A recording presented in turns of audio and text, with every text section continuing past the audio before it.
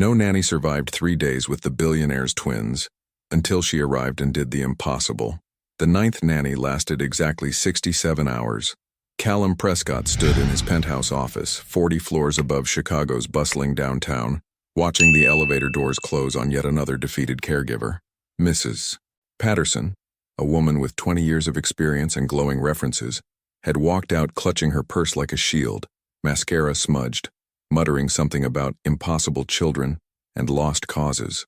He loosened his silk tie, the weight of another failure settling on his shoulders like snow that never melts. Through the floor-to-ceiling windows, Lake Michigan stretched endlessly, its gray waters mirroring the storm clouds gathering in his chest. Margaret would have laughed at this mess. The thought hit him like it always did, sudden, sharp, leaving him breathless. 6 months. 6 months since pneumonia had stolen the woman who'd raised him, who'd promised to help him raise his daughters, who'd been the steady heartbeat of their unconventional family. His phone buzzed. A text from his assistant. Elena Foster arriving in 15 minutes. Last interview scheduled. Callum walked to his desk, past the family photo that still felt incomplete. Aria and Isla, his 5-year-old twins, smiled up at him from the silver frame. Gap-toothed grins from last Christmas morning. Margaret's weathered hands resting protectively on their shoulders. Both girls had inherited his dark hair, but their mother's delicate features. Though he rarely thought about the surrogate who'd given them life, Margaret had been their real mother in every way that mattered. The intercom crackled. "Mr. Prescott, Miss Foster is here. Send her up." He straightened his charcoal suit jacket and prepared for disappointment. The previous 9 candidates had all followed the same pattern. Impressive credentials, confident promises, then swift retreat when faced with 2 grieving little girls who trusted no one. The elevator chimed. Footsteps approached, measured, unhurried. Not the eager clicking of heels he'd grown accustomed to, but the soft, purposeful stride of someone who walked with intention rather than ambition. Elena Foster entered his office and Callum found himself pausing mid-greeting. She wasn't what he'd expected. No power suit, no clipboard clutched like armor. Instead, she wore simple dark jeans, ankle boots, and a cream sweater that looked like it had been chosen for comfort rather than impression. Her honey blonde hair was pulled back in a loose bun, a few strands escaping to frame her face.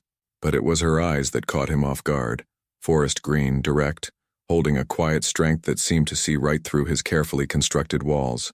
"Mr. Prescott," she extended her hand. "I'm Elena." Her grip was firm, warm, real. "Please sit." He gestured to the leather chairs arranged near the windows. "I have to be honest, Miss Foster. You're my last attempt at this. After today, I'm considering other options." She settled into the chair, folding her hands in her lap. "What kind of other options?"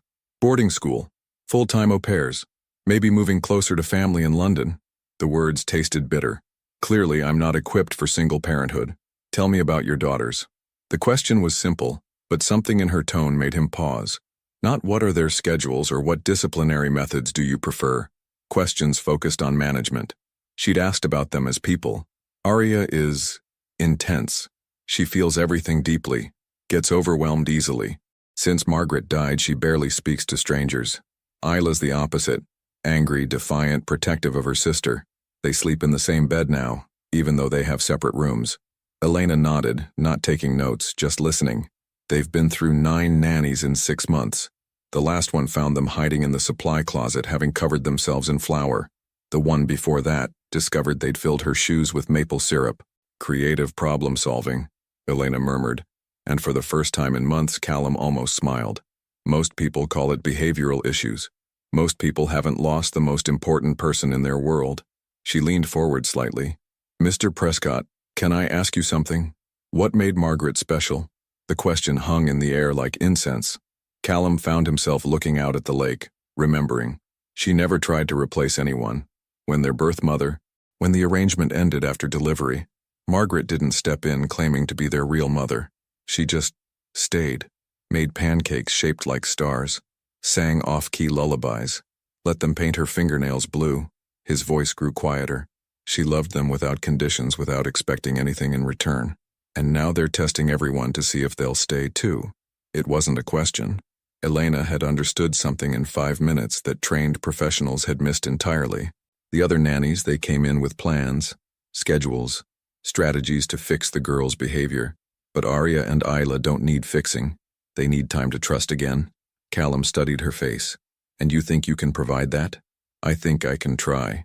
Not as someone replacing Margaret, no one could do that, but as someone who's willing to earn their trust one day at a time.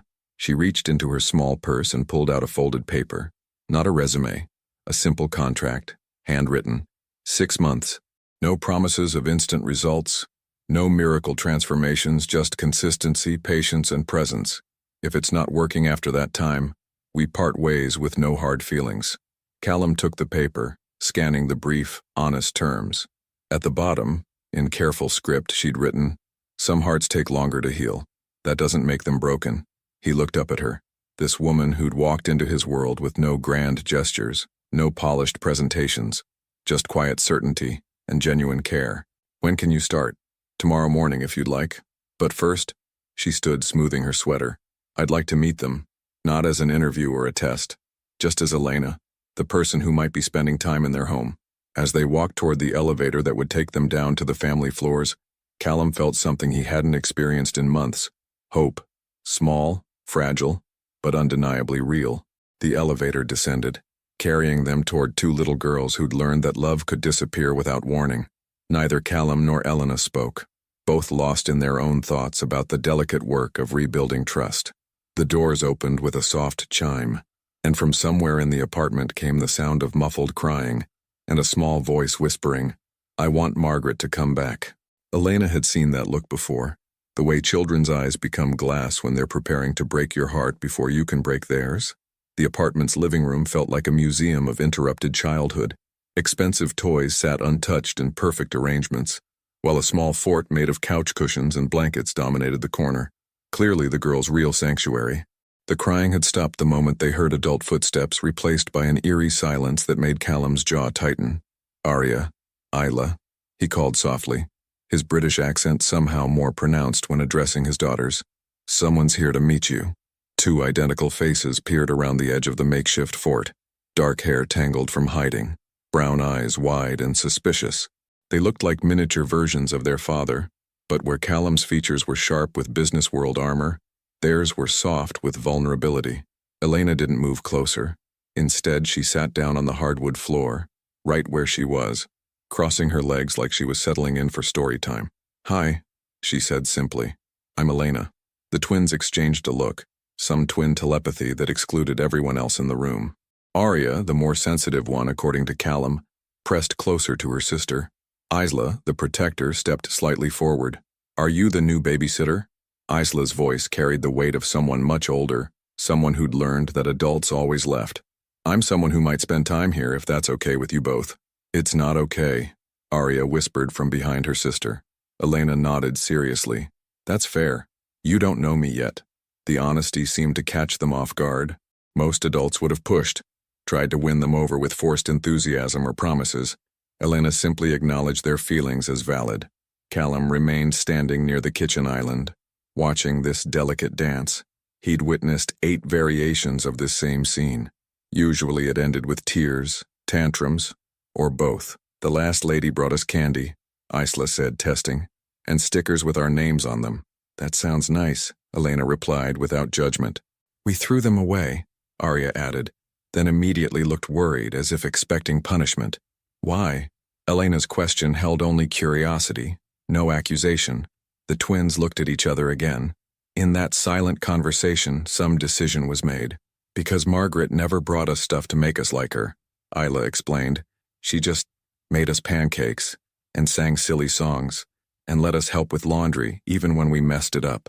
Elena's chest tightened. These children had learned the difference between genuine care and performative kindness. No wonder they'd rejected every well-meaning caregiver who'd tried to buy their affection. "Margaret sounds like she was pretty special," Elena said. "She was the best." Arya's voice cracked slightly. "She read us stories with different voices for all the characters, and when we had nightmares, she made hot chocolate with tiny marshmallows." "She died," Isla added flatly, testing this new adult's reaction to their pain. "I know. I'm sorry. That must hurt so much." The simplicity of Elena's response seemed to surprise them. No platitudes about Margaret being in a better place, or reassurances that everything happens for a reason. just acknowledgement of their loss. Callum found himself holding his breath. This was usually when the interviews fell apart. When faced with the raw reality of his daughter's grief, most candidates fumbled, trying to fix what couldn't be fixed. "Daddy says you might stay for 6 months," Arya ventured, hope and fear warring in her small voice. "That's the plan, but only if we all agree it's working out." "What if we don't like you?" Isla challenged, chin raised defiantly.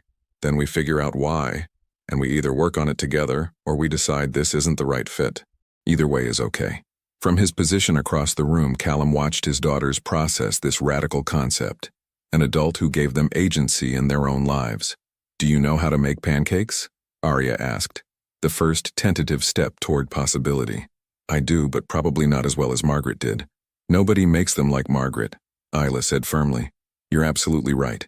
The twins seemed to deflate slightly, as if Elena's agreement had removed a barrier they'd been ready to fight against. "Would you like to see her room?" Arya asked suddenly. Daddy kept everything the same. Callum started to intervene. Margaret's room had been untouched since her passing, a shrine that perhaps wasn't healthy for any of them.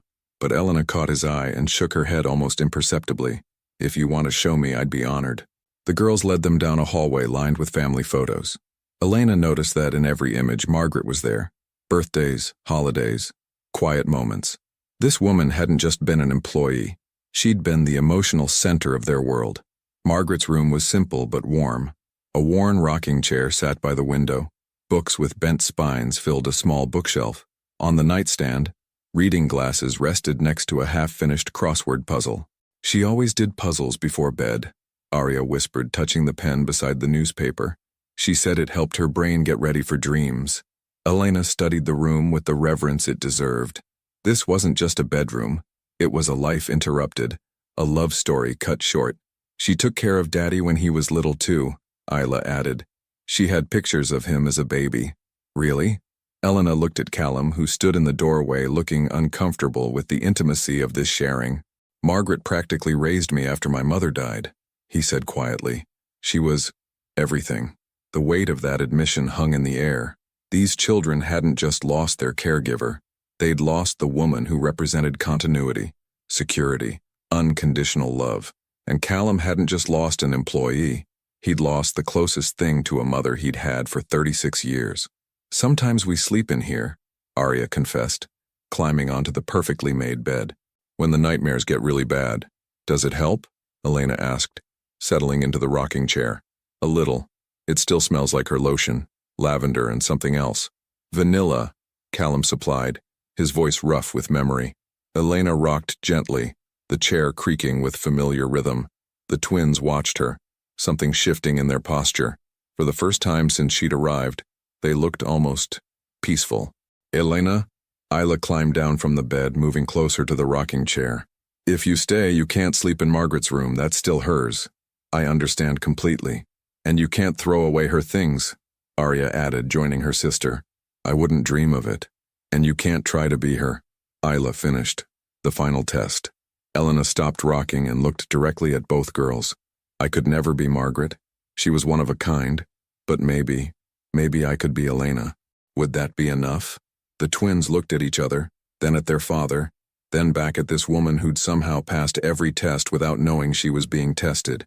"Maybe," Arya whispered.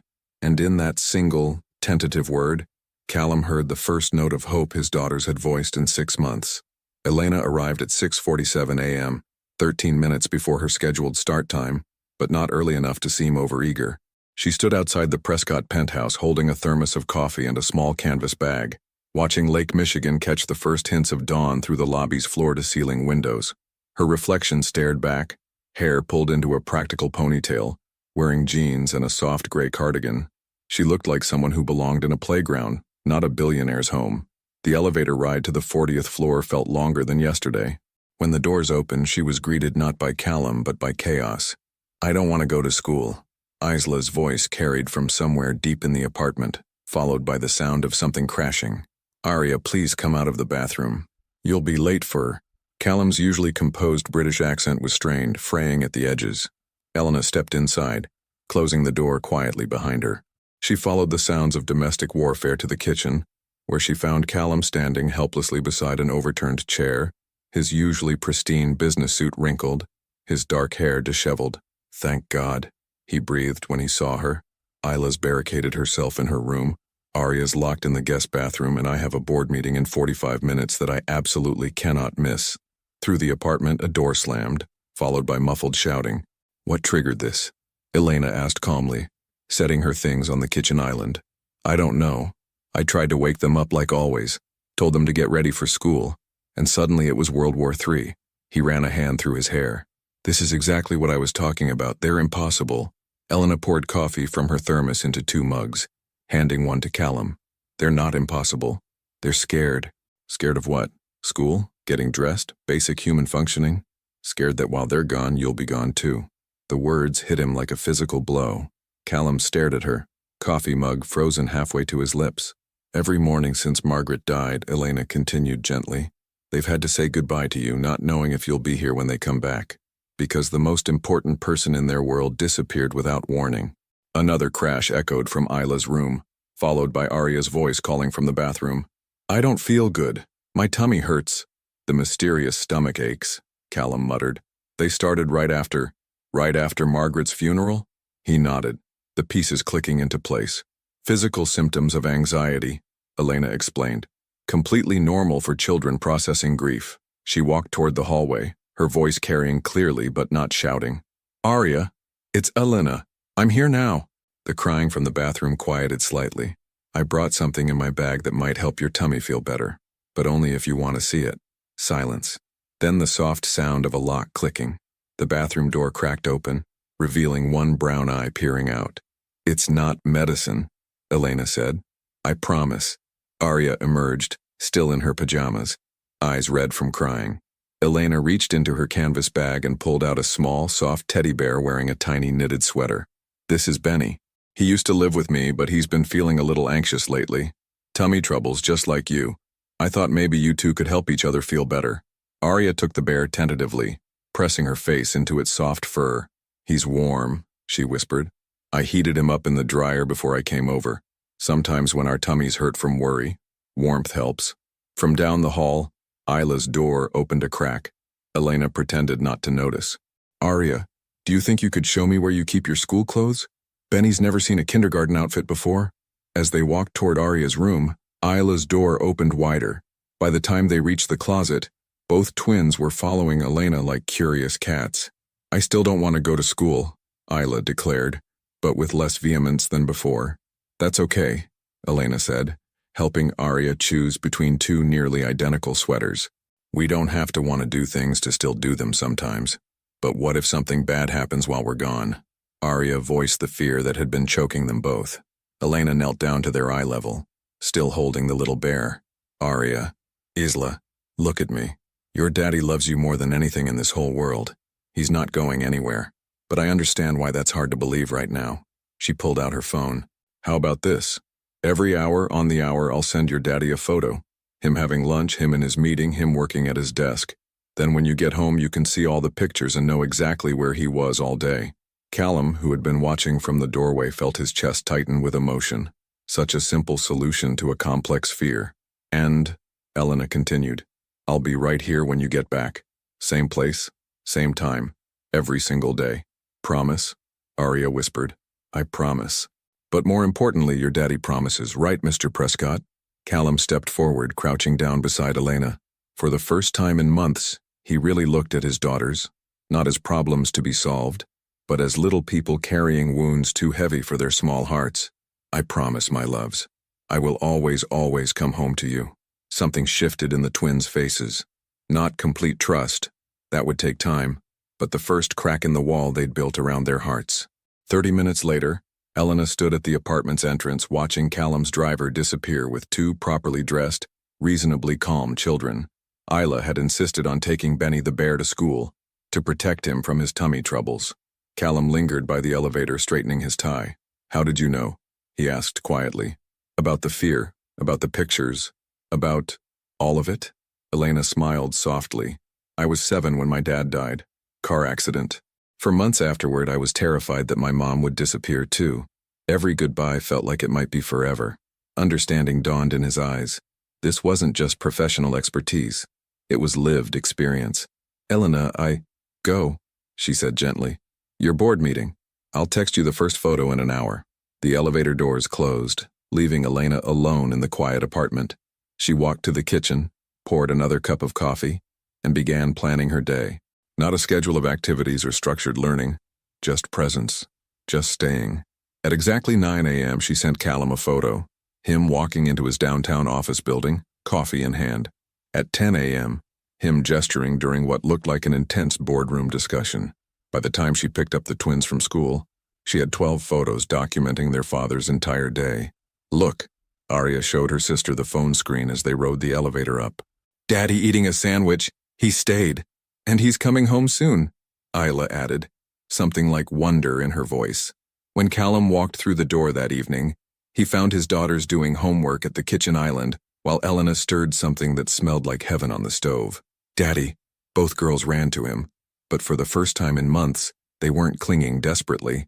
They were simply glad to see him. How was everyone's day? He asked, loosening his tie. Elena taught us how to make friendship bracelets during our worry time, Arya announced, holding up her wrist. Worry time? Callum looked at Elena questioningly. 20 minutes after school where they can tell me everything that scared them, made them sad, or felt confusing. Then we make something with our hands while we talk. Keeps the worry from getting stuck inside. Such simple wisdom. Such profound understanding. As they sat down to dinner, homemade mac and cheese that somehow tasted like comfort itself, Callum watched his daughters actually eat without coaxing, watched them chatter about their day without tears, watched them look at Elena with something that wasn't love yet but wasn't suspicion anymore either. After the girls were in bed, Elena gathered her things to leave. Same time tomorrow? She asked. Elena. Callum caught her hand as she reached for the door handle. Thank you. Today was... I haven't seen them like this since Margaret. He nodded, unable to trust his voice. Callum, they're going to have bad days again. Healing isn't linear. But today was a beginning. As she waited for the elevator, Elena felt something she hadn't expected. She didn't want to leave. These broken, beautiful people were already becoming more than just a job, and that realization should have scared her, but instead it felt like coming home. 2 weeks into Elena's tenure, Callum found himself checking his phone every hour, not for business updates but for photos of his own life. The images had become a lifeline he hadn't realized he needed. Elena behind the apartment's kitchen island, flour in her hair as she baked with the twins, the girls at their homework table actually smiling, his daughters building an elaborate blanket fort that somehow didn't look like a hiding place anymore, but an adventure. It was Thursday evening when everything changed. Callum arrived home to find the apartment unusually quiet. No chatter from the kitchen, no sound of cartoons, no Elena's gentle voice guiding the after-school routine they'd established. Hello? He called, setting down his briefcase. In here. Elena's voice came from the living room, strangely subdued. He found them in the corner fort, all three of them. Elena sat cross-legged on cushions, Arya curled in her lap, while Isla leaned against her shoulder. Elena's eyes were red-rimmed, and both twins looked like they'd been crying. What happened? Panic crept into his voice. In the past 2 weeks, he'd grown accustomed to coming home to laughter, not tears. We had a Margaret day, Arya whispered without lifting her head from Elena's chest. Elena met his eyes over the girls' heads. It was bound to happen. Today was particularly hard. Tell me. It started at school, Isla said, her voice thick with leftover tears. Mrs. Hamilton asked everyone to draw a picture of their family for the bulletin board. Callum sank onto the couch beside their fort, understanding dawning. I drew me and Arya and you, Isla continued. But then I realized I didn't know who else to draw. Elena's not really our family, but Margaret's gone, and I missed her so much it felt like my chest was breaking. Elena's arms tightened protectively around both girls.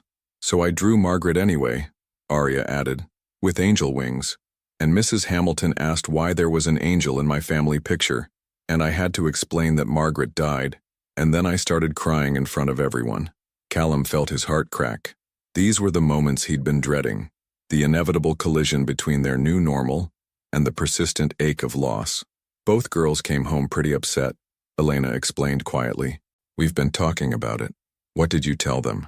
The truth, that families come in all shapes and sizes, that love doesn't disappear when someone dies, and that it's okay to feel confused about where everyone fits. Isla pulled back to look at Elena. But where do you fit? Are you our family or not? The question hung in the air like a soap bubble.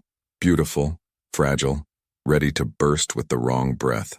Elena was quiet for a long moment, choosing her words carefully.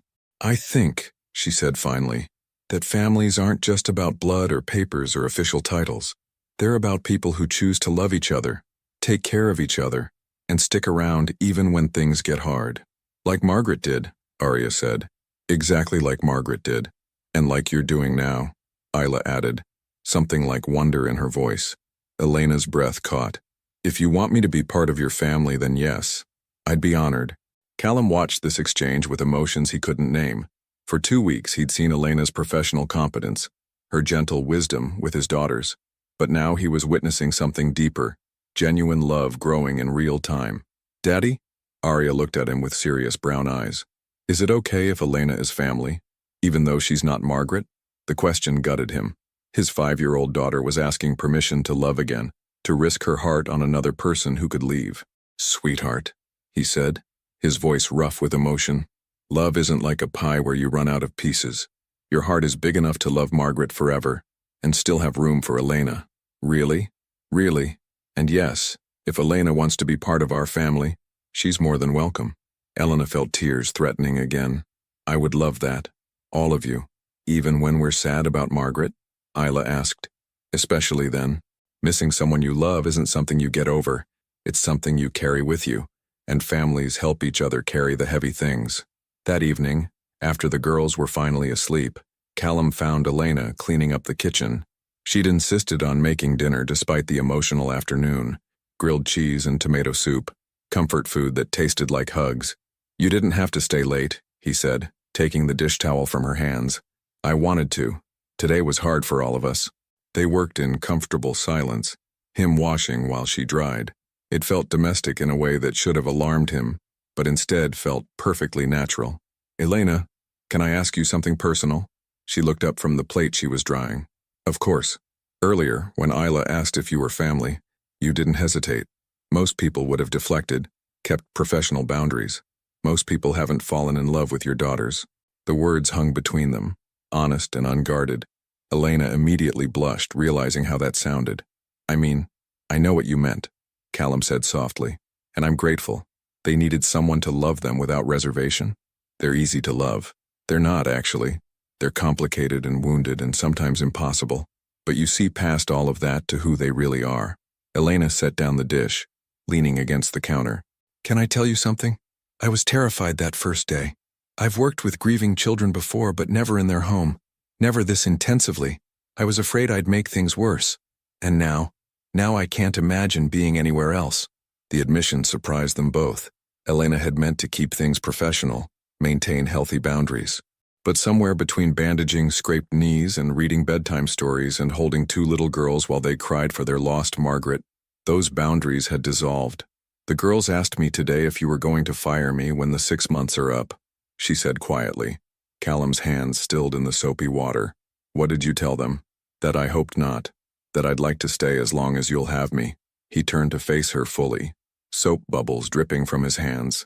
In the soft kitchen lighting, Elena looked younger, more vulnerable. Her honey blonde hair had escaped its ponytail, framing her face in soft waves. Her green eyes held a question she wasn't brave enough to ask aloud. Elena, in 2 weeks you've given my daughters something I thought they'd lost forever. The ability to trust again, to feel safe, to believe that people they love won't vanish without warning. They're remarkable children. They just needed time and patience. No, he said firmly. They needed you. I needed you. I just didn't realize how much until... His phone buzzed, interrupting the moment. A text from his assistant about tomorrow's early morning meeting with investors from London. The spell broke. Elena stepped back, suddenly remembering the professional distance she was supposed to maintain. I should go, she said, gathering her purse. Tomorrow's another day. But as she waited for the elevator, Elena couldn't shake the feeling that something fundamental had shifted today. Not just with the girls, but between her and Callum. The way he'd looked at her in the kitchen, the words he'd almost said. The elevator doors opened and she stepped inside, watching the numbers descend. By the time she reached the lobby, she'd convinced herself she'd imagined the moment of connection. But 40 floors above, Callum stood at his kitchen window watching Elena's reflection disappear into the Chicago night, wondering when exactly his children's caregiver had become so much more than that. And for the first time since Margaret's death, he allowed himself to imagine a future that included not just healing but happiness.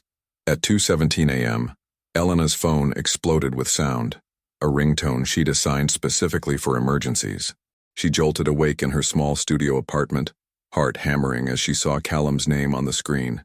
In the month she'd been working for the Prescotts, he'd never called after hours, let alone in the middle of the night. "Callum? What's wrong?" "Elena, I'm sorry to wake you, but..." His voice was strained, exhausted. "It's Aria. She's burning up with fever, and she keeps asking for you. I've called the pediatrician, but she won't calm down.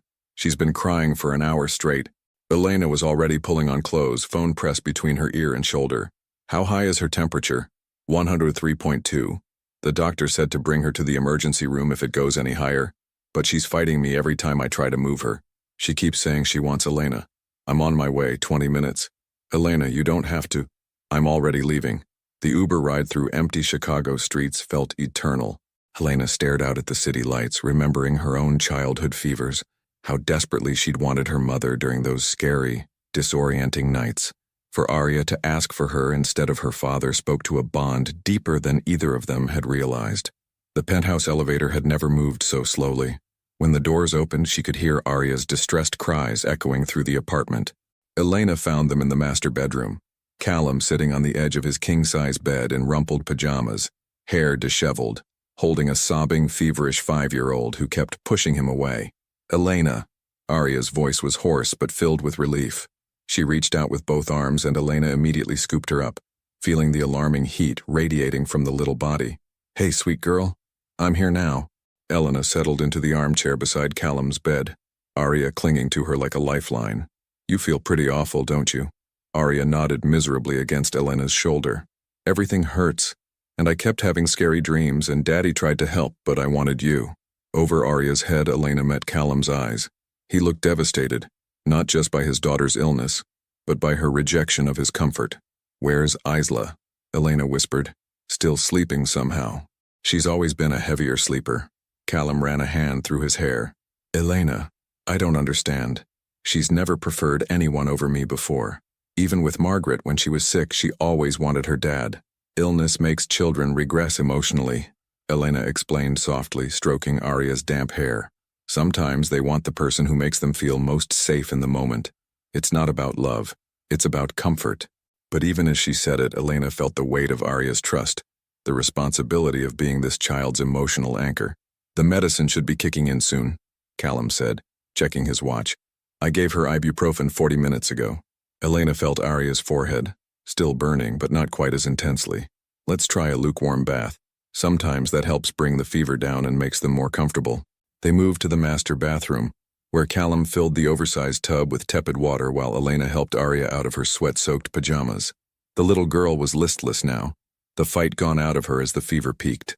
"I don't want a bath," Aria whimpered. "I know, sweetheart, but it might help you feel better, and I'll stay right here the whole time." Elena rolled up her sleeves and knelt beside the tub, supporting Aria as she slowly settled into the water. Callum hovered nearby, feeling helpless and unnecessary. "Daddy looks sad," Aria observed with the brutal honesty of children. Elena glanced at Callum, recognizing the pain in his eyes. "He's worried about you. Daddies get scared when their little girls are sick." "I'm not choosing Elena over you," Aria said to her father, her words slightly slurred with exhaustion. She smells like home now." The simple statement hit them both like a physical blow. Elena's eyes filled with tears she tried to hide, while Callum felt something crack open in his chest. "What does home smell like?" Elena asked gently, using a soft washcloth to cool Aria's shoulders. "Like cookies and laundry soap and that perfume you wear. And safe. Home smells safe." After the bath, they settled back in the living room. Aria had finally stopped crying, curled in Elena's lap in fresh pajamas, her fever beginning to break. Callum sat on the opposite end of the couch, close enough to help, but far enough to give them space. "Elena?" Aria's voice was drowsy now. Are you going to stay until I feel better?" Elena looked at Callum, who nodded immediately. "If that's what you need, yes." "Will you sleep in Margaret's room? I don't want you to be far away." The request hung in the air like a prayer. Elena had been careful never to overstep boundaries, never to assume a place in this family beyond what was explicitly offered. But tonight, those carefully maintained lines seemed less important than one sick little girl's need for comfort. If your daddy says it's okay. Please, Daddy. Arya turned pleading eyes to Callum. Of course, he said without hesitation. Whatever makes you feel better. By 4 a.m., Arya was finally sleeping peacefully in her own bed, fever broken, breathing steady. Elena stood in the doorway of Margaret's room, suddenly feeling like an intruder. The space was exactly as it had been left. Personal belongings, half-finished crossword, reading glasses on the nightstand. Elena? Callum appeared behind her carrying fresh sheets. You don't have to sleep here if it makes you uncomfortable. The guest room is... No, it's fine. She might wake up and look for me. They made the bed together in silence, the intimacy of the shared task not lost on either of them. When Callum handed her one of his old t-shirts to sleep in, their fingers brushed and Elena felt electricity shoot up her arm. Thank you, she whispered, for trusting me with her. Elena, tonight, the way she reached for you, the way she found comfort in you when she couldn't find it anywhere else. I've never seen anything like that. Children form attachments in crisis, it's normal. Is it? He stepped closer and Elena could smell his cologne, could see the exhaustion and something else in his dark eyes. Because it didn't feel normal. It felt like she was choosing her mother. The words hung between them, loaded with implications neither was ready to fully examine. Callum, I know we agreed to keep things professional. I know you're here for the girls, not for me. But tonight, watching you with Arya, seeing how naturally you fit into our life, I can't pretend anymore that this is just a job. Elena's heart hammered against her ribs. What are you saying? I'm saying that somewhere between day one and tonight, you stopped being the nanny and became, I don't know what to call it, but it's not professional anymore, is it? She shook her head slowly. No, it's not. They stood there in Margaret's room, surrounded by the ghost of the woman who'd held this family together, both acknowledging that something fundamental had shifted between them. What do we do about it? Elena asked softly. I don't know. The girls have to come first. They're just starting to heal, to trust again. I won't risk that. Neither will I. But I also can't pretend I don't feel whatever this is between us. Elena closed her eyes, overwhelmed by the impossibility of their situation. She'd fallen in love with his daughters, and somewhere along the way she'd started falling for him too. But mixing romance with her role as caregiver could jeopardize everything they'd built. Maybe we should talk about this when we're not running on 2 hours of sleep in the middle of a crisis, she said finally. Callum nodded, stepping back toward the door. You're right. Get some rest. And Elena, thank you for coming tonight, for being exactly what she needed, for being exactly what we all needed. After he left, Elena lay in Margaret's bed, staring at the ceiling, her mind racing. She could still feel the weight of Arya's fevered body in her arms, still hear the child's declaration that she smelled like home. But what scared her most wasn't the responsibility of caring for these children, or the complexity of her feelings for their father. What scared her was how right it felt. All of it. The late-night emergency calls, the shared parenting decisions, the quiet moments of connection with Callum. It felt like the life she'd never dared to dream of, and that made it dangerous.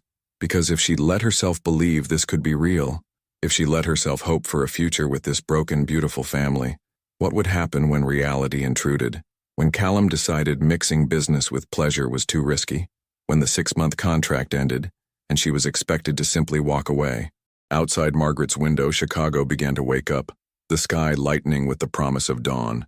And Elena lay awake, caught between the family she was growing to love and the fear that loving them might destroy everything.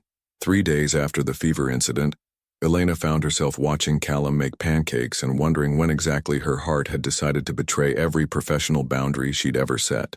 He stood at the kitchen island in his weekend clothes, dark jeans and a gray sweater that made his eyes look almost black, humming quietly while he poured batter into star-shaped molds. It was Saturday morning, and for the first time since she'd started working for the Prescotts, Elena had stayed for breakfast. You don't have to do that, she said, nursing her second cup of coffee. I can make breakfast. You've been here since Thursday night taking care of Arya. The least I can do is feed you. He glanced over his shoulder and their eyes met for a moment too long before both looked away. Everything felt different since their middle-of-the-night conversation in Margaret's room. Not uncomfortable exactly, but charged with an awareness that neither knew how to handle. Elena! Arya bounded into the kitchen, fully recovered from her fever and back to her energetic 5-year-old self. Look what I made you. She thrust a construction paper card into Elena's hands. On the front, in careful kindergarten letters, it read, "Thank you for staying." Inside was a drawing of 3 stick figures under a rainbow, a tall one labeled Elena, a medium one labeled me, and a tiny one that might have been meant to be Benny the Bear. Arya, this is beautiful, thank you, sweetheart. I made one for Daddy too, but his is different. Arya climbed onto the stool beside Elena. His says, "Thank you for letting Elena stay." Callum's hand stilled over the pancake pan. Elena felt heat creep up her neck. That was very thoughtful of you, Elena managed. Isla helped with the spelling. She's better at writing than me. Where is your sister this morning? Still sleeping. She stayed up late reading under her covers with a flashlight. I told her you'd probably notice the light under her door, but she said you wouldn't tell on her because you're not a real grown-up. You're a friend grown-up. Elena and Callum exchanged a look across the kitchen. In Isla's 5-year-old logic, she'd identified exactly what made their situation so complicated. Am I in trouble for the flashlight? Isla's voice came from the hallway, followed by the appearance of a girl with spectacular bedhead and guilty eyes. Not from me, Elena said, but maybe we can find a better reading light for your room so you don't strain your eyes. See? Isla looked triumphantly at Arya, friend grown up. As they ate breakfast together, star-shaped pancakes that somehow tasted better because Callum had made them, Elena found herself memorizing details. The way Arya hummed while she ate, just like her father. How Isla systematically ate around the edges of her pancakes before tackling the center. The morning light streaming through the floor-to-ceiling windows, turning everything golden. It felt so much like a family breakfast that Elena had to remind herself it was temporary. Elena? Arya's syrup-sticky voice interrupted her thoughts. Are you going to come to our school play next week? What school play? The spring concert, Callum explained. All the kindergarten classes are singing songs about growing things. The girls have been practicing for weeks. We're flowers, Isla announced. I'm a sunflower and Arya's a rose.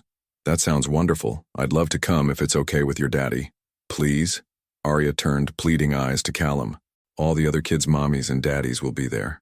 The word mommies hung in the air like a bell that couldn't be unrung.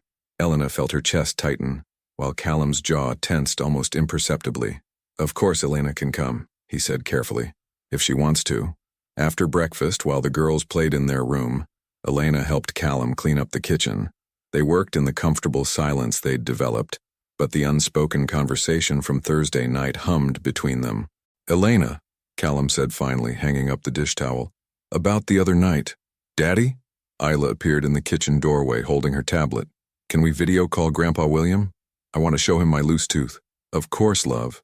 Callum looked apologetically at Elena. My father likes to check in on weekends. Elena started to gather her things, assuming this was family time, but Isla caught her hand. Stay. Grandpa William should meet Elena. Before Elena could protest, Isla had dragged her to the living room couch and was setting up the tablet. Callum sat beside them, close enough that Elena could feel the warmth radiating from his body. The screen flickered to life, revealing an older man with Callum's dark eyes and a distinguished gray beard. He was clearly in an elegant study somewhere, probably the family estate in England that Callum had mentioned in passing. There are my beautiful granddaughters. William Prescott's voice carried the same slight British accent as his son. How are you both? Grandpa, look. Arya wiggled her loose tooth. Elena says the tooth fairy brings different coins in America than in England. William's eyes shifted to Elena with obvious curiosity. And who might Elena be? She's our... Isla started, then paused, clearly trying to figure out how to explain Elena's role. I'm their caregiver, Elena said simply. Elena Foster. Ah, the famous Elena. William's eyebrows rose with interest. Callum's mentioned you in our conversations. The girls seem quite taken with you. The feeling is mutual. Elena makes the best grilled cheese sandwiches, Arya announced.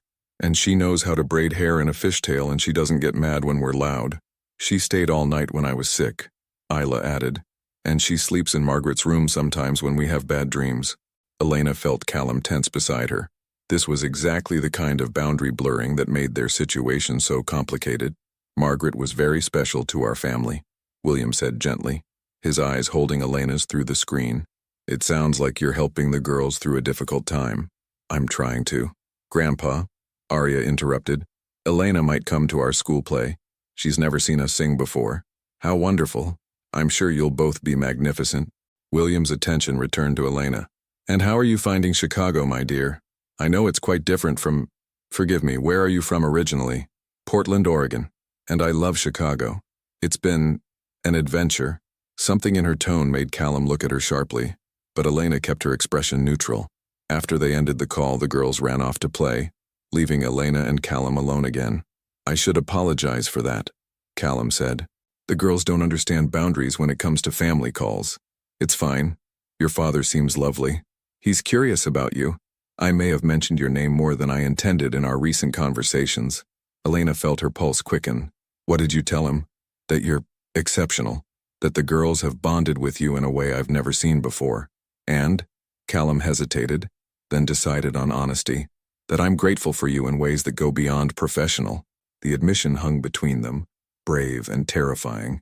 Callum, I know all the reasons this is complicated. The girls, the professional relationship, the fact that we've only known each other 6 weeks. But Elena, I can't keep pretending that what's happening between us is just about childcare. Elena's heart hammered against her ribs. What are you asking? I'm asking if you feel it too. This thing between us. Because if it's just me, if I'm reading signals that aren't there, you're not. The words escaped before she could stop them.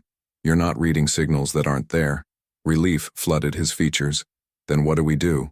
I don't know. The girls have to come first. They do. They always will. But Elena, they're happy.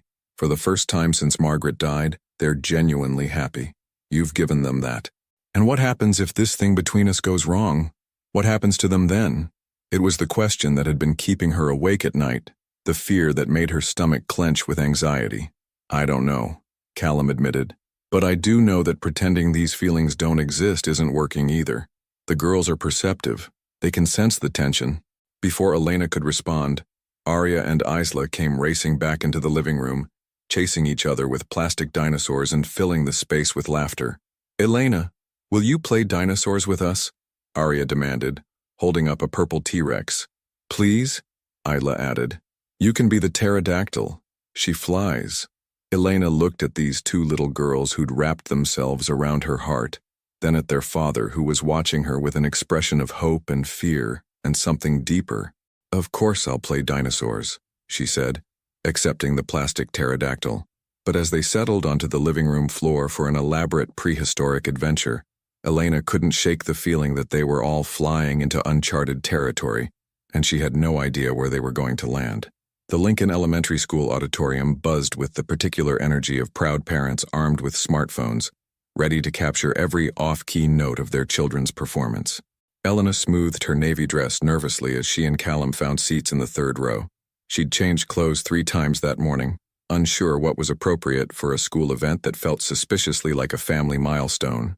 Around them, couples chatted easily, comfortable in their roles as established family units. You look beautiful, Callum murmured as they settled into the narrow folding chairs. Elena felt heat creep up her neck. Thank you. They sat closer than strictly necessary, shoulders touching, his knee occasionally brushing hers. After last weekend's confession of mutual feelings, every casual touch felt charged with possibility and danger. There they are. Callum pointed to the side of the stage where a line of kindergartners peeked out from behind a makeshift curtain.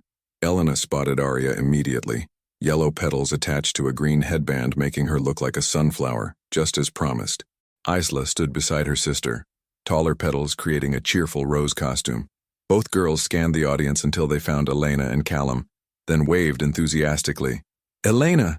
Daddy! Arya's voice carried across the auditorium, causing several parents to turn and smile. They're adorable, the woman beside Elena commented. Are they yours? The innocent question hit like a physical blow. Elena opened her mouth, unsure how to respond, when Callum's hand found hers. These are my daughters, he said simply. Arya and Isla. It wasn't exactly an answer, but it wasn't a denial either. Elena squeezed his hand gratefully. The lights dimmed, and Mrs. Hamilton, the kindergarten teacher, stepped forward with a microphone. Welcome, families, to our spring growth concert. Our students have been working hard to share songs about how living things grow and change. Please join me in celebrating these amazing children. The first song was about seed sprouting, performed by the pre-K class. Elena watched Callum watching the tiny performers, noting how he smiled at their enthusiasm, despite his daughters not being on stage yet. "You're a good father," she whispered impulsively. He turned to her, surprise flickering in his dark eyes. "What makes you say that? The way you're enjoying this? Even the parts that aren't about your girls. Margaret raised you well." Something passed across his features, gratitude mixed with old grief. She would have loved this. She never missed a school event when I was young, no matter how terrible my singing was. "I bet you were adorable." I was tone-deaf and mortified, but she cheered the loudest anyway. The kindergarten classes took the stage, and Elena's attention was immediately captured by Arya and Ela. They stood in the front row, Arya swaying slightly to music only she could hear, Isla standing perfectly still with intense concentration. The opening notes of "Growing Like a Flower" filled the auditorium, and Elena felt her heart swell as 25 five-year-olds began to sing with varying degrees of accuracy and enthusiasm. "We start as tiny seeds so small, buried deep beneath it all, but with sunshine, rain, and care soon will be blooming everywhere." Arya sang with her whole body, arms swaying, face radiant with joy. Isla was more reserved but equally committed, her clear voice carrying over the group during the chorus. Elena found herself blinking back tears at the simple beauty of it all. Halfway through the second verse, Arya caught sight of Elena in the audience, and her face lit up even brighter. She began directing her performance specifically toward Elena and Callum, singing louder, gesturing more dramatically. "She's performing for you," Callum observed with amusement. "For us," Elena corrected without thinking. The word hung between them, loaded with implications they were both still afraid to fully examine. As the song concluded, the children took their bows to enthusiastic applause. But instead of filing off stage with their classmates, Arya broke ranks and ran toward the edge of the stage. "Elena, did you see me? Did you see my sunflower dance?" "Arya," Mrs. Hamilton called gently, "back with your class, sweetheart." But the damage was done. Every parent in the vicinity had witnessed Arya calling out to Elena specifically, treating her as the primary audience for her performance. Elena felt dozens of eyes on her, curious and calculating. "I saw everything, sweetheart," Elena called back. "You were magnificent." Arya beamed and skipped back to her class, but Elena noticed the looks and whispered conversations that had started around them. In a small school community, word would spread quickly about Callum Prescott's mysterious +1. After the concert, parents mingled in the hallway while teachers distributed paper programs and compliments. Arya and Isla ran to Elena and Callum, still wearing their flower costumes. "Did we do good?" Isla asked, breathless with excitement. "You did wonderfully," Elena said, crouching down to hug both girls. "I'm so proud of you both." "Elena, you're crying," Arya observed with 5-year-old directness. Elena touched her cheek, surprised to find tears there. Happy tears. Sometimes grown-ups cry when they're very proud. "Like how Daddy cried when we sang Happy Birthday to Margaret in heaven?" Isla asked innocently. Callum's face went still. Elena felt the weight of another family moment she wasn't sure she belonged to. "Exactly like that," she said softly. "Mrs. Prescott?" They all turned to find Mrs. Hamilton approaching with a warm smile. "Oh, I'm not," Elena started to correct. "Elena Foster," Callum interrupted smoothly. "She's family." Elena's breath caught. Mrs. Hamilton nodded, as if this explained everything. "Ms. Foster, I wanted to thank you. The girls have been so much happier these past few weeks. Whatever you're doing is working beautifully. They're wonderful children. They are indeed. Arya especially has come out of her shell since you've been in their lives. She talks about you constantly." Elena felt Callum's eyes on her, but she kept her focus on the teacher. "Mr. Prescott," Mrs. Hamilton continued, "I hope you'll consider volunteering for our end-of-year field day. We could use parent volunteers, and the girls would love having you there." "Of course. Elena and I would be happy to help." The casual way he included her, the assumption that they would participate as a unit. Elena felt like she was standing on the edge of a cliff, exhilarated and terrified. As they walked to the parking garage, Arya and Isla chattering excitedly about their performance, Elena processed what had just happened. In the space of an hour, she'd been introduced as family, treated as a parent figure, and included in future school events as if her presence was a given. "Callum," she said quietly as they reached his car, "what just happened in there?" He helped the girls into their car seats before answering. What do you mean? You introduced me as family. You volunteered us both for field day. People are going to assume that we're together? Yes. He closed the car door and turned to face her fully. Elena, would that be such a terrible thing? It's not about terrible or wonderful. It's about what's real and what's not. What's appropriate and what's... Elena, Arya's voice came through the car window. Can we get ice cream to celebrate our concert? Please? Isla added. We were really good flowers. Elena looked at their hopeful faces, then at Callum, who was watching her with an expression that made her heart race. Ice cream sounds perfect, she heard herself say. 20 minutes later, they sat in a corner booth at a family ice cream parlor, Arya and Isla carefully navigating towering sundaes while Elena and Callum shared coffee and watched them. Elena, Arya said, vanilla ice cream smudged on her chin. Are you going to live with us forever? The question came out of nowhere, innocent and devastating. Arya, Callum said gently. That's not... I don't know, sweetheart, Elena answered honestly. Would you like me to? Yes, both girls said simultaneously. Even when I make you clean your room and eat vegetables? Even then, Isla nodded solemnly. Elena glanced at Callum, who was studying his coffee cup as if it held the secrets of the universe. Well, Elena said carefully, I'm not going anywhere right now. That's what matters today. But as they drove home through the Chicago streets, Elena couldn't shake the feeling that today had changed something fundamental. She'd stepped into the role of a parent figure so naturally, so completely, that pretending otherwise was becoming impossible. The question was whether she was brave enough to stop pretending entirely, and whether Callum was ready to risk everything they'd built for the possibility of something real. Elena found the letter on a Tuesday morning, slipped under her apartment door like a secret meant to destroy everything she'd come to cherish. The envelope was expensive, cream-colored paper with embossed lettering that screamed old money and legal authority. Her name was written in elegant script across the front, but there was no return address. With trembling fingers, she tore it open. Ms. Foster, we represent interested parties who have concerns regarding your relationship with the Prescott family. Your increasingly inappropriate involvement with Mr. Callum Prescott and his minor children has been observed and documented. We strongly advise you to terminate your employment immediately and distance yourself from the family permanently. Failure to do so may result in actions that could severely damage your professional reputation and future employment prospects. This is your only warning. Regards, Morrison, Blackstone and Associates. Elena sank onto her small couch, the letter trembling in her hands. 8 weeks. 8 weeks of carefully building trust, of watching broken hearts begin to heal, of falling deeper in love with a family that had become her whole world. And now this. Her phone buzzed with a text from Callum. Running late from London call. Can you handle morning routine solo? She stared at the message, her fingers hovering over the keyboard. How could she respond normally when her entire world had just shifted on its axis? Of course. See you tonight. But as Elena got dressed and drove toward the Prescott penthouse, she couldn't shake the feeling that someone was watching her. Every car that followed too long, every glance from strangers on the street felt loaded with menace. Elena! Arya launched herself into Elena's arms the moment she walked through the door. Guess what? I lost my tooth. The tooth fairy brought me a whole $1. That's wonderful, sweetheart. Elena managed, though her voice sounded hollow to her own ears. Elena? Isla appeared with the perceptiveness that sometimes unnerved adults. Are you okay? You look sad. Just tired, honey. Let's get you both ready for school.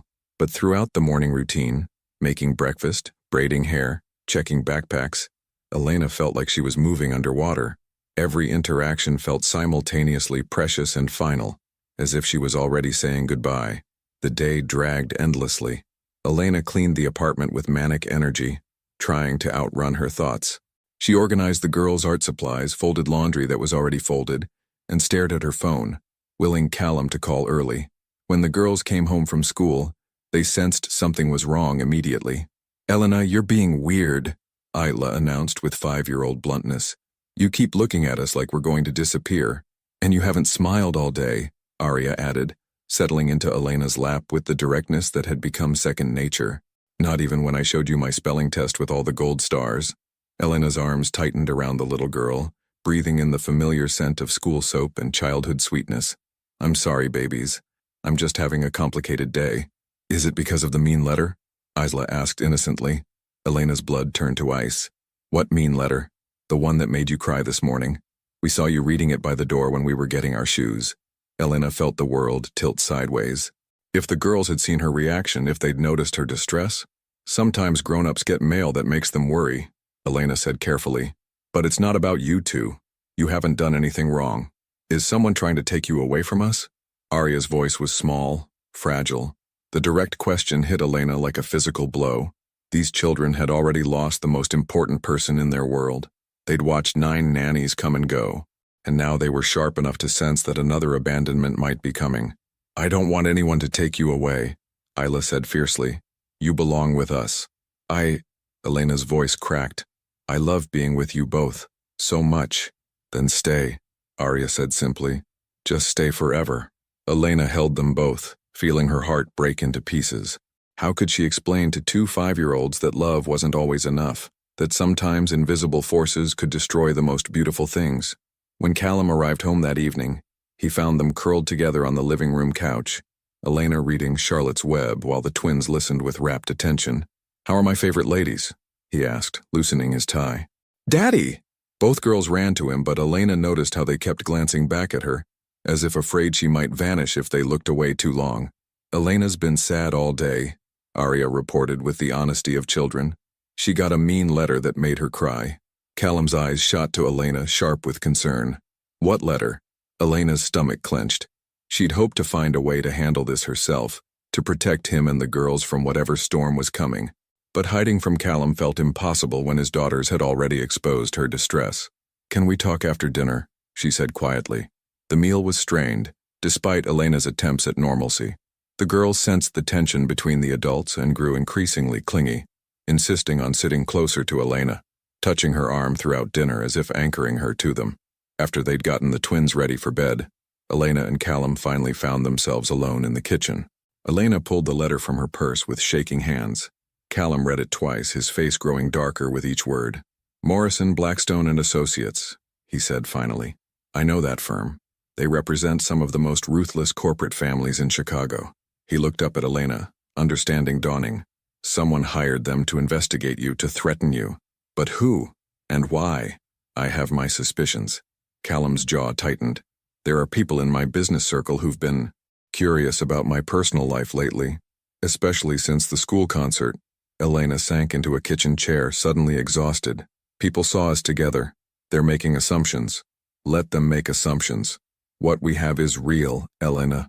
What you've built with my daughters is real. Is it? The words came out harsher than she intended. Because according to this letter, I'm an inappropriate influence who's taking advantage of vulnerable children and their grieving father. You know that's not true, do I? Elena's voice rose. 8 weeks of carefully contained fears finally spilling over. Callum, I sleep in this house. I make parenting decisions. Your daughters call me when they're scared, choose me over you when they're sick. I've been pretending this is professional, but it stopped being professional months ago. And that's a problem? Yes, because when this inevitably falls apart, those little girls will be the ones who pay the price. They'll lose another person they love, and it will be my fault for not maintaining boundaries. Callum stepped closer, his voice gentle but firm. Elena, look at me. What we have isn't going to fall apart. You don't know that. You can't promise that. I can promise that I love you. The words hung in the air like a struck bell, reverberating through the kitchen and straight into Elena's heart. I love you, he repeated, stepping even closer. I love the way you sing off-key while making breakfast. I love how you remember that Arya likes her sandwiches cut diagonally, and Isla prefers triangles. I love that you've never once tried to replace Margaret, but you've made our house feel like a home again. Elena's eyes filled with tears. Callum, and I love that my daughters trust you completely, that they've learned to love again because of you, that when they're hurt or scared or happy, you're the person they reach for. That's exactly the problem, Elena whispered. What happens when whoever sent this letter follows through on their threats? What happens to your business, your reputation? What happens to the girls when I have to leave? You're not leaving. You don't understand. These people, whoever they are, they have power. They can destroy my career, make sure I never work with children again. They can... Elena.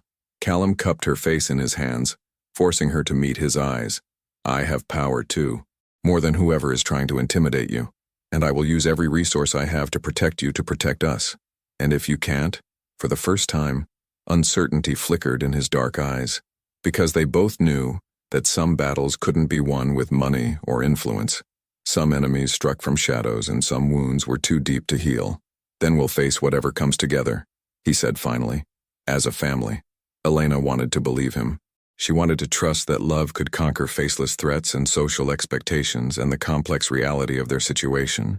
But as she looked around the kitchen, where she'd made countless meals, where she'd bandaged scraped knees and wiped away tears, where she'd fallen in love not just with a man but with the idea of belonging somewhere, Elena couldn't shake the feeling that she was already living on borrowed time. And somewhere in Chicago, in an office filled with expensive suits and heartless calculations, someone was planning their next move to tear apart the family she'd helped rebuild. At 6:23 a.m. on Friday morning, Elena's world exploded across the front page of Chicago's most ruthless gossip blog.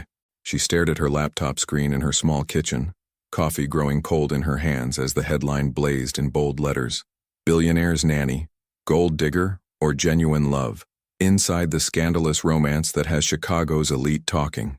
Below the headline were photos, candid shots of her and Callum at the school concert, entering the ice cream parlor with the twins, Elena arriving at his building early in the morning.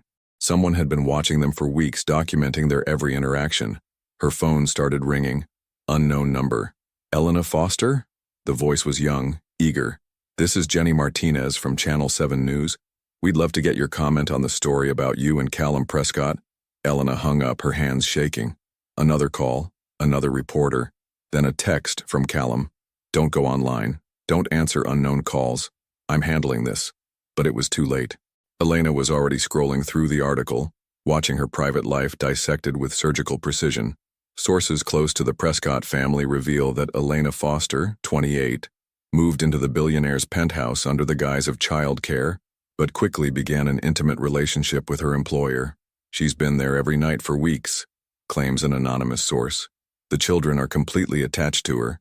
It's unclear where the nanny role ends and the girlfriend role begins.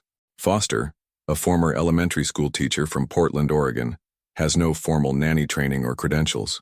Questions arise about how she secured such a prestigious position with one of Chicago's wealthiest families. Elena's phone buzzed with another text, this one from an unknown number. This is just the beginning. Leave now, while you still can. She was still staring at the message when her apartment buzzer rang. Through the intercom came a voice she didn't recognize. Ms. Foster? We're from the Tribune, just a few questions. Elena grabbed her keys and purse, slipping out the back entrance of her building like a fugitive. She couldn't go to Callum's. There would be reporters there too. Instead, she found herself driving aimlessly through Chicago's morning traffic, her phone buzzing constantly with calls and texts. Finally, she pulled into a small diner in a neighborhood where no one would recognize her. Her hands trembled as she dialed Callum's number. Elena, thank God. Where are you? Some diner on the south side. Callum, have you seen? I've seen everything. I'm so sorry. I'm trying to trace who leaked the information, but the girls. Oh God, the girls, are they okay? Do they know? They're confused. I told them you were sick today, but Elena, I don't know how long I can keep this from them. Elena closed her eyes, imagining Arya and Isla asking where she was, wondering why she wasn't there for their morning routine. I can't come back, she whispered. Not with reporters camped outside your building. Not with my face plastered all over the internet as some kind of predatory gold digger. Elena, listen to me. This will blow over. Stories like this have a short shelf life. Will they? Because the article mentions that I have no formal nanny credentials. What happens when Child Services decides to investigate whether your children are being properly cared for? The silence on the other end told her that Callum had already thought of this possibility. I won't let that happen, he said finally. You can't control everything, Callum, and I won't be the reason your daughters get caught up in some public scandal. So what are you saying? Elena stared out the diner window at the ordinary people living ordinary lives, people who didn't have to worry about their love being front-page news. I'm saying maybe I should take the out I'm being offered. No. Callum's voice was fierce. Elena, no, we can fight this. At what cost? Your reputation, your business, your children's privacy? Before Callum could respond, Elena's phone buzzed with an incoming call from the school. I have to take this, she said, switching lines. Ms. Foster? This is Principal Morrison from Lincoln Elementary. I'm calling to inform you that due to the media attention surrounding your relationship with Mr. Prescott, we feel it would be best if you refrained from volunteering at any upcoming school events. Elena felt the last piece of her carefully constructed world crumble. I understand, she managed. I'm sure you appreciate that we need to protect the children from any potential disruption. After hanging up, Elena sat in the diner booth feeling hollowed out. In less than 3 hours, she'd gone from being part of a family to being a liability that needed to be managed. Her phone rang again. Callum. The school called you too, she said before he could speak. Elena, where are you? I'm coming to get you. No, don't you see? This is exactly what they wanted. To make me toxic. To make my presence in your life a problem that needs solving. I don't care what they wanted. I care about you. About us. There is no us anymore, Callum. There can't be. She hung up before he could argue, then turned off her phone entirely. For 2 hours, Elena sat in that diner, nursing coffee and trying to figure out how to disappear from a life she'd never wanted to leave. Finally, she drove to the one place she could think of, Margaret's grave. The cemetery was quiet, peaceful. Elena found the simple headstone easily. Margaret Rose Campbell, beloved caregiver, surrogate mother, friend. She made love visible. Elena sank onto the grass beside the grave, finally allowing the tears she'd been holding back all morning to fall. I don't know what to do, she whispered to the stone. I love them so much, but I think loving them means letting them go. The wind rustled through the trees, carrying the scent of spring flowers. They're good girls, Margaret.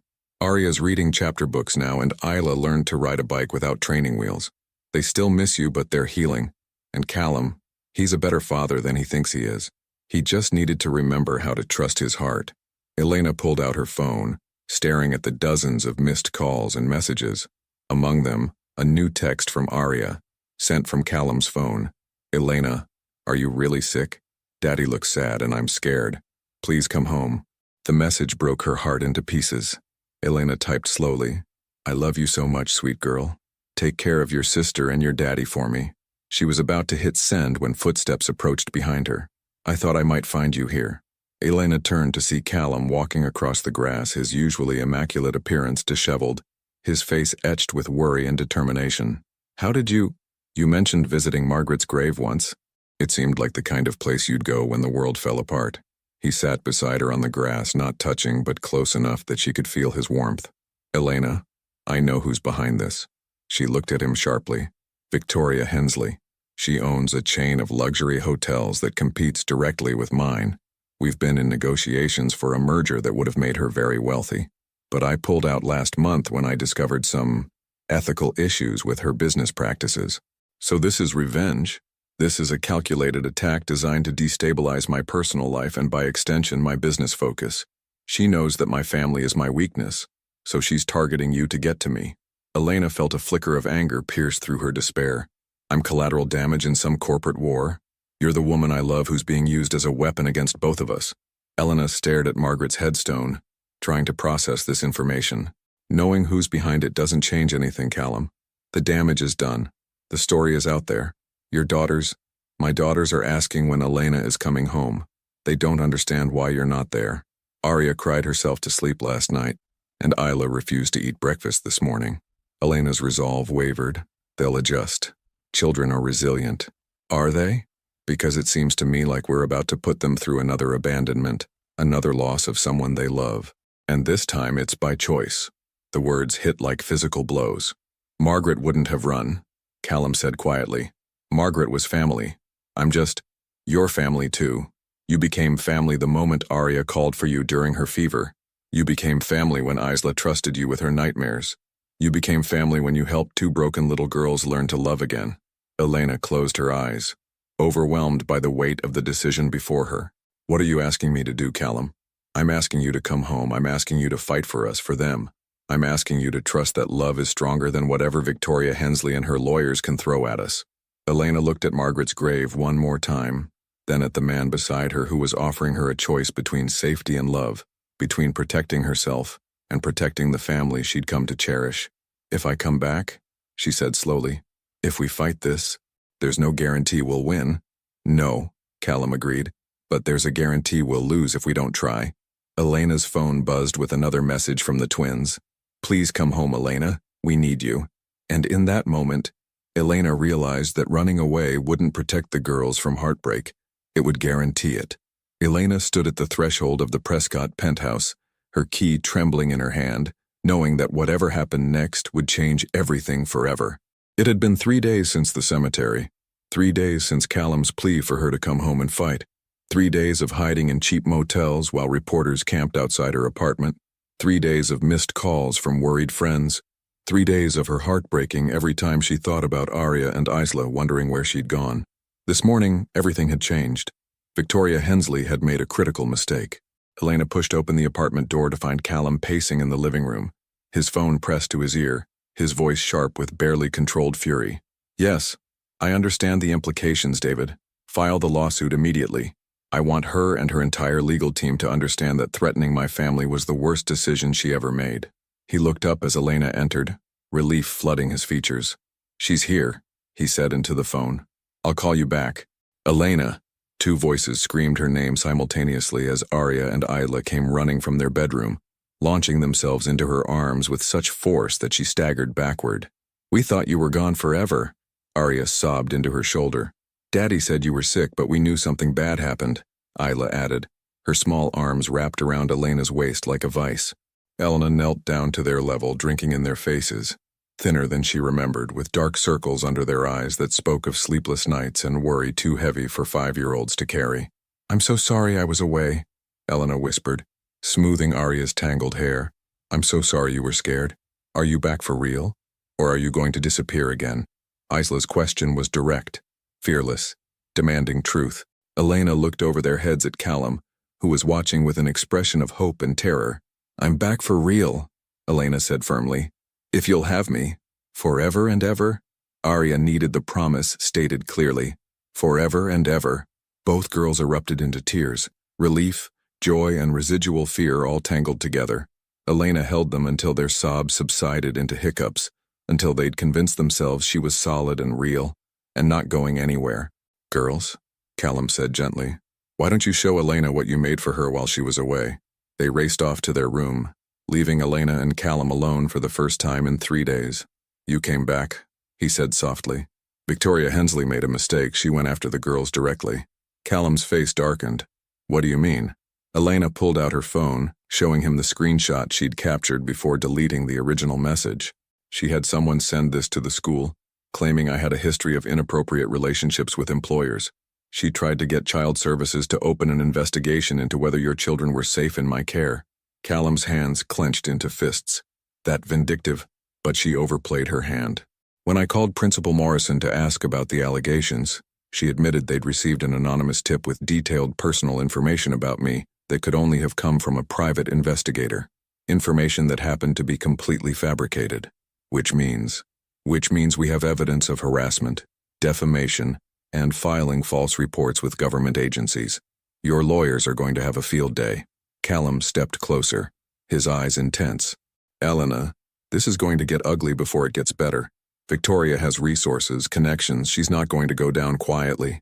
I know, but I also know that 3 days ago I watched 2 little girls' hearts break because someone they loved disappeared without explanation. I won't do that to them again. I won't do that to myself. And us? What about us?" Elena met his gaze directly. "I love you, Callum. I love your daughters.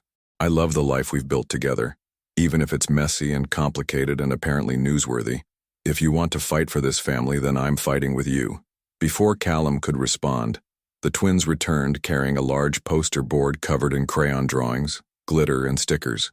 "We made you a welcome home sign," Arya announced proudly. The poster read, "Elena's Family," in multicolored letters, with stick figure drawings of all 4 of them, holding hands under a rainbow.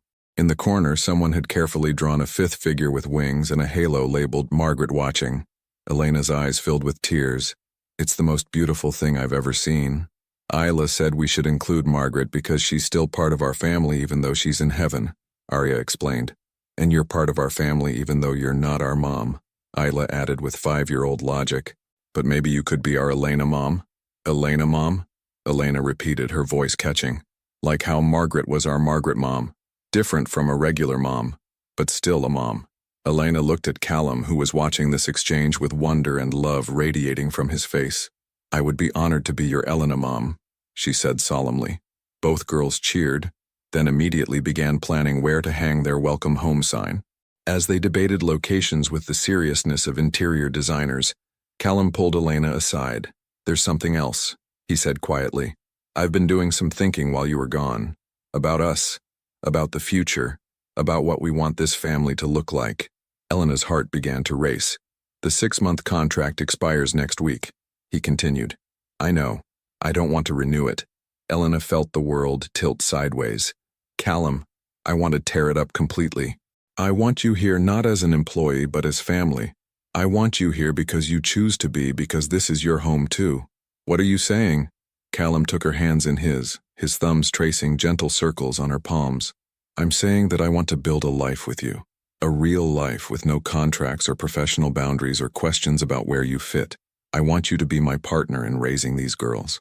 I want you to be the person I come home to every night and wake up beside every morning." Elena's breath caught. "Callum." "Elena," Arya's voice interrupted from across the room. "Come help us hang this up." "In a minute, sweetheart," Elena called back, her eyes never leaving Callum's face. "I know it's complicated," he continued. "I know we're going to face more challenges, more people who want to tear us apart. But Elena, I also know that what we have is worth fighting for." "Yes," Elena whispered. "Yes to what?" "Yes to all of it. Yes to building a life together. Yes to being a family. Yes to fighting for what we have. Just yes."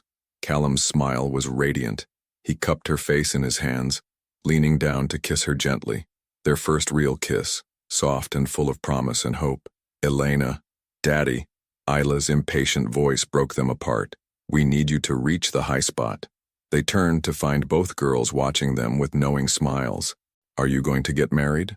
Arya asked with the directness that never failed to catch adults off guard. "Maybe someday," Elena said, feeling heat creep up her neck. "Good," Isla nodded approvingly. "Because Margaret always said families are made of people who choose to love each other every day."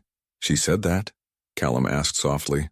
"She said lots of things, but that was the most important one." As they hung the welcome home sign in the kitchen where everyone would see it, Elena felt something settle in her chest, a sense of belonging she'd been searching for her entire life. Her phone buzzed with a text from an unknown number. "This isn't over." Elena showed it to Callum, who deleted it without a second thought. "Let Victoria Hensley do her worst," he said quietly. "We have something she'll never understand. A family built on love instead of calculation." That evening, as Elena tucked the twins into bed, Arya reached up to whisper in her ear, "Elena, I'm glad you came back." "I'm glad too, sweetheart. And I'm glad you're going to stay forever." "Forever and ever," Elena confirmed. "Like Margaret did?" Elena thought about the woman who'd loved this family first, who'd shown them all what unconditional love looked like. "Like Margaret did," she agreed. "Different, but just as real." As Elena turned off the bedroom light, she caught sight of their reflection in the window, a woman saying goodnight to 2 children who trusted her completely, in a home where she finally belonged. Outside, Chicago glittered in the darkness, full of challenges and possibilities. But inside, Elena Foster, soon to be Elena Prescott, was exactly where she was meant to be, coming full circle. 2 years later, Elena stood in the same kitchen where she'd first made star-shaped pancakes, but now the morning chaos belonged to her completely. "Mommy, Elena, Arya took my favorite hair bow," 7-year-old Isla called from the hallway, her voice carrying the particular outrage reserved for sister-related injustices. "I didn't take it, I borrowed it," Arya protested, appearing in the kitchen doorway with said bow perched perfectly in her dark hair. "And it looks better on me anyway." Elena glanced at Callum, who was attempting to read the financial news while simultaneously braiding a second-grade level friendship bracelet that Isla had insisted he learn to make. His concentration face, tongue slightly visible between his lips, never failed to make Elena's heart flutter. "Girls," Elena said with the practiced calm of someone who'd learned that 7-year-olds respond better to gentle authority than raised voices. "What's our family rule about borrowing? Ask first," both twins recited in unison, though Arya's tone suggested she found this rule unnecessarily restrictive. "And what's our rule about sharing?" "Everything in our family belongs to all of us," Isla added, "but we still have to ask because it's polite." "Exactly. So Arya, what should you do?" Arya sighed dramatically. a skill she'd perfected over the past 2 years. Isla, may I please borrow your favorite hair bow for school today? Yes, but I get to borrow your butterfly clips tomorrow. Deal. Crisis averted. Elena returned to packing lunchboxes, smiling at how naturally she'd slipped into the rhythm of family life. The transition from nanny to mother figure to legal guardian to, finally, Callum's wife had happened gradually, like seasons changing, so slowly you don't notice until suddenly everything looks different. By the way, Callum said, looking up from his friendship bracelet, I got a call from Principal Morrison yesterday. The girls have been selected to present at the district's Family Heritage Celebration next month. Present what? Elena asked, though she had a suspicion. A project about how families come in different forms, Isla announced proudly. We're calling it How Elena Became Our Mom Even Though She Started as Our Friend. Elena felt the familiar tightness in her throat that came whenever the girls casually referred to her as their mom.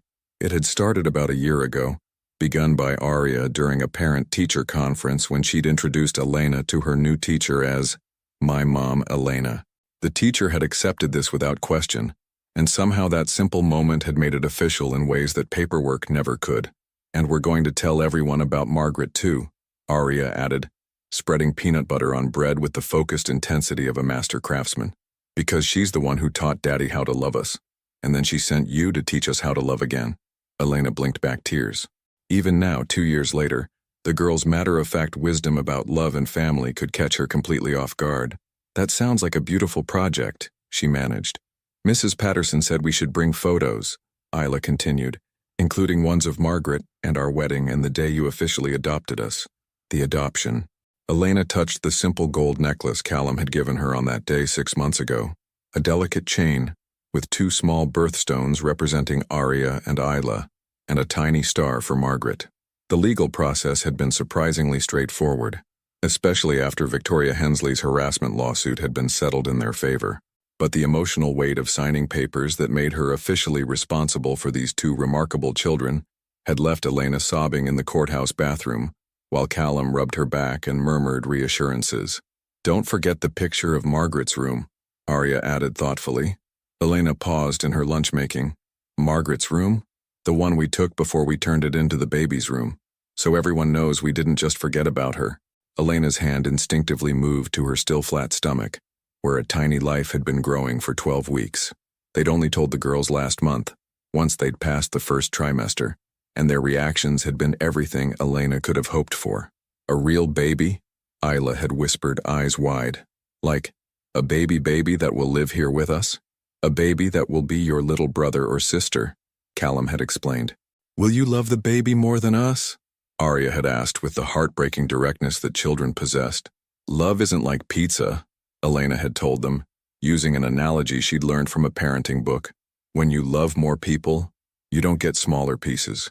Your heart just gets bigger to hold all the love.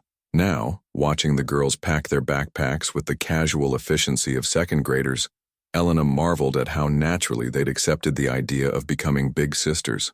They'd spent hours debating baby names, drawing pictures for the nursery, and solemnly promising to teach their new sibling everything important, like how to tie shoes, why vegetables weren't actually poison, and that Elena gave the best hugs when you had nightmares. All right, beautiful chaos, Callum announced, standing and presenting his completed friendship bracelet to Isla. Time for school. The morning departure routine had evolved into a well-choreographed dance. Elena kissed each girl goodbye, reminded them about after-school violin lessons, and promised to pick them up at exactly 3:15.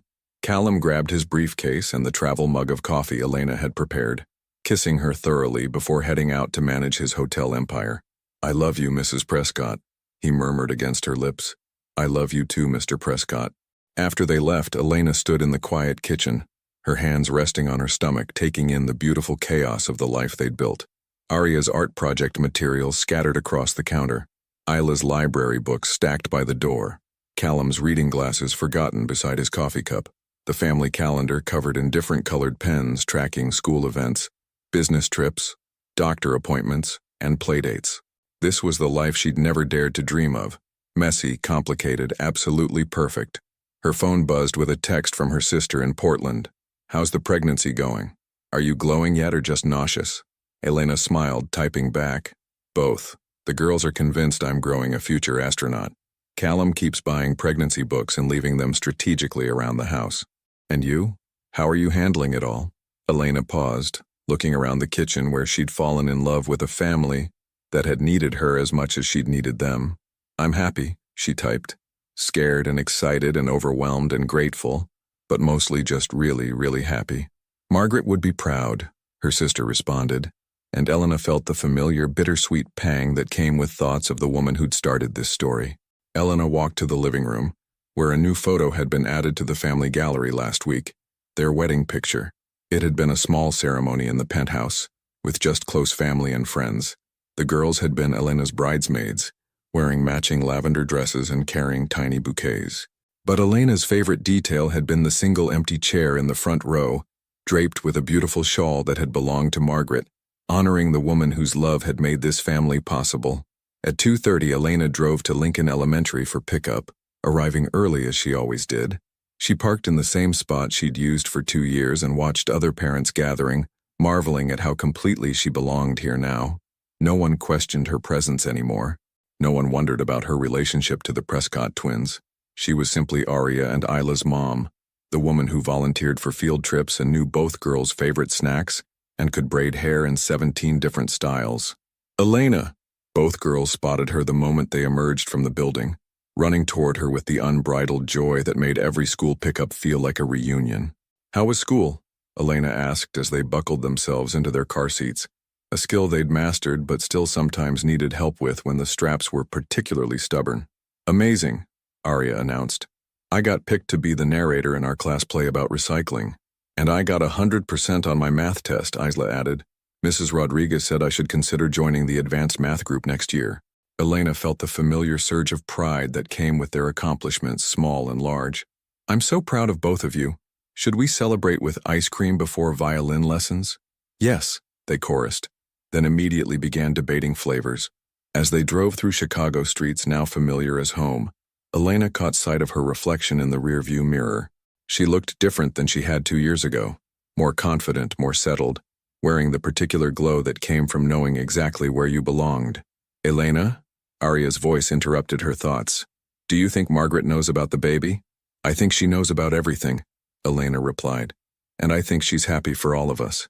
Good, Isla said with satisfaction, because I think she picked you especially for us, like how fairy godmothers pick the right people in stories. Elena's eyes filled with tears, the happy kind that came frequently during pregnancy but also from the simple truth of loving and being loved completely. I think you might be right, she said. That evening, after violin lessons and homework and dinner and baths and bedtime stories, Elena and Callum sat on their couch, her feet in his lap while he absently rubbed her ankles. The penthouse was quiet, except for the distant sounds of Chicago 40 floors below. Do you ever think about that first day? Callum asked suddenly. When you walked into my office with that handwritten contract? Every day, Elena admitted. Do you ever regret it? Any of it? Callum's hands stilled on her feet. Regret falling in love with you? Regret watching you heal my daughter's hearts? Regret building this family? I mean the complications, the media attention, the legal battles, the way everything changed so quickly. Callum was quiet for a long moment, considering. You know what I regret? He said finally. I regret that Margaret didn't get to see this. I regret that she didn't get to meet you, to watch the girls flourish under your care, to hold her new grandchild. Elena's hand moved to her stomach. Do you think she would have liked me? Elena, love, she would have adored you. She would have seen exactly what I see. Someone who loves without reservation, who stayed when things got difficult, who turned a house back into a home. Even though I was never supposed to fall in love with any of you. Callum leaned over to kiss her forehead. Especially because you fell in love with us. Margaret always said the best families aren't planned, they're discovered. Later that night, as Elena lay in bed listening to Callum's steady breathing beside her, she placed both hands on her growing belly and whispered a promise to the child sleeping there. You're going to love it here, little one. You have the best big sisters in the world, and a daddy who will teach you that love is both the scariest and bravest thing you can do. And you have a Margaret watching over you from heaven, even though you'll never meet her. She paused, thinking about the journey that had brought her here. And you have me, someone who learned that sometimes the family you're looking for finds you instead. Someone who knows that home isn't a place. It's the people who choose to love you day after day, even when it's complicated. Outside their bedroom window, Chicago sparkled in the darkness, and inside, Elena Foster Prescott fell asleep, surrounded by the quiet breathing of the family she'd never planned but couldn't imagine living without, a family built on patience, trust, and the radical belief that love, when it's real, always finds a way. Sometimes the most beautiful families are the ones we never saw coming. What unexpected blessing has taught you that love doesn't always follow the script we write for our lives? Your participation in this channel is very important. Please leave your opinion in the comments. Thank you for watching. If you enjoyed the story, please subscribe to our channel and leave a comment below letting us know what you thought. Your feedback and support mean a lot to us. Stay tuned for more exciting stories.